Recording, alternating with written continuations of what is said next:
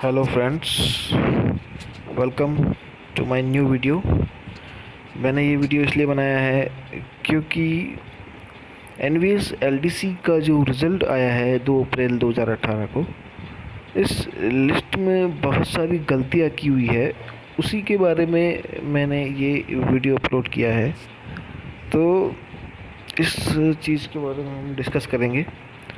तो इस रिज़ल्ट की मैं अगर बात करूं, ये जो लिस्ट इन्होंने बनाई है एनवीएस एलडीसी रिज़ल्ट, तो इस लिस्ट के अंदर सबसे पहली बात तो यही है कि आप इस लिस्ट के सबसे नीचे अगर आप देखेंगे तो नीचे साइन किया हुआ है और रिज़ल्ट जो ये लिस्ट जारी की गई है वो डेट दी हुई है। तो वो डेट को आप देखें, उस डेट को आप ध्यान से देखिए।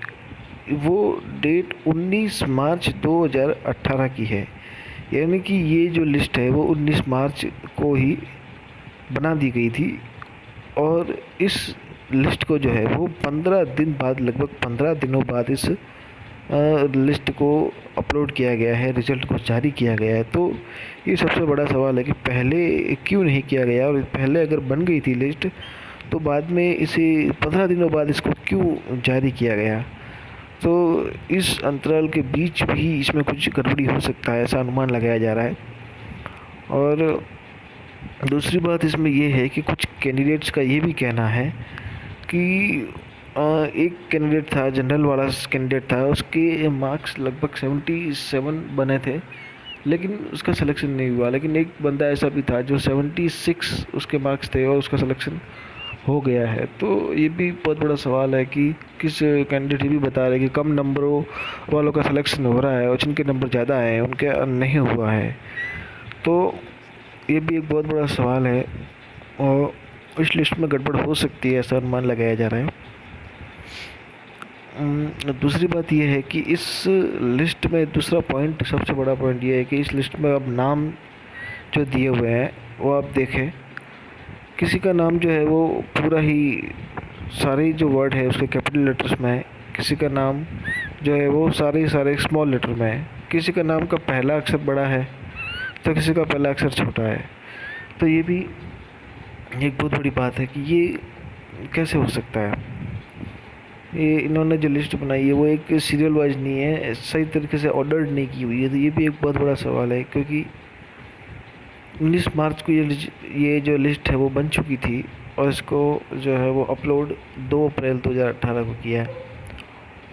और ये जो नाम दिए हुए हैं इनमें भी आप देख सकते हैं कि सारे के सारे जो नाम हैं वो भी बिल्कुल अलग तरीके से दिए हुए हैं, कोई बड़ा कोई छोटा।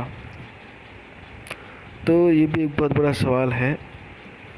तो जो भी कैंडिडेट्स जिनके नंबर बहुत ही अच्छे आए हैं उनसे मैं यही कहना चाहूँगा कि इस लिस्ट को गौर से देखें, और जो भी कैंडिडेट सेलेक्ट हुए हैं या तो एग्ज़ाम सेंटर पे कुछ गड़बड़ी हुआ है या फिर ये जो लिस्ट जहाँ बनाई है वहाँ कुछ ना कुछ गड़बड़ी हुआ है।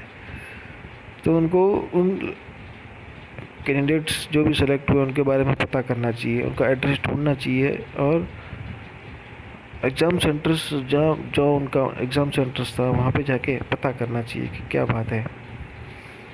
तो और तीसरी मेन बात इस लिस्ट की मैं अगर देखूँ तो एसटी का जो लिस्ट है, एसटी की जो भी नाम दिए हुए हैं उनका सरनेम देखिए आप, सारे के सारे इसमें आपको मीणा मिलेंगे।